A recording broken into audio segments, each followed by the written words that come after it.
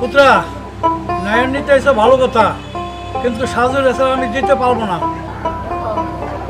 দিদার ভাই কয়দিন পরে আবার ছুটি হইব, তখনই আমি রোজিনারে লইয়া আপনাদের বাড়িতে বেড়াইতে যাবো। না আমি আইজি যাব।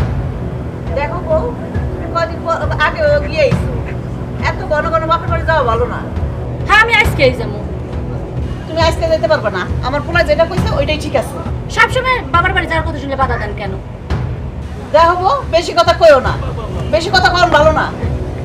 তুই মেয়েরা কি দেখছো না, কিভাবে কিরকম ব্যবহার করে তুমি মনে? হ্যাঁ রোজিনা চুপ থাকো, কি চুপ থাকবো? মোরে বেড়াই একটু ভালোই। তাই বলে বাপের বাড়ি যাবো না? এই বউ একটু চুপ থাকো তো তুমি। দেখছো পুত্রা তোমার বোন কিরকম ব্যবহারটা করে। আচ্ছা আচ্ছা মা ওইসব, তাহলে সব আমার বোনের পরে আমি নাইন যাবো না। আসসালামু আলাইকুম মা। হ্যাঁ ভাই সাহেব, কত বড় সাহস দেখছো, হ্যাঁ আমাকে মুখের উপরে কথা কয়। তোর বউরা একটু সামলাইস, মা কি করব, আমি তো চেষ্টা করতেই গেছি। এরকম মুখের উপরে বড় কথা কয় মানুষের। ওরা আমার বুঝতো না মা, আমি তোমাদের অনেক ভালোবাসি।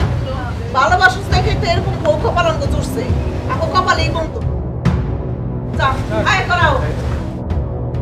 মা আমি আমি এখন কি করবো মা, আমার তোমরা ভুল বুঝছো না, আমার জীবনের চাইতে তোমাদেরকে অনেক ভালোবাসি মা। আমার কুম্বা গাইয়া গেল রে মরার কুটিলে, আমার পাগল চলিল রে মরার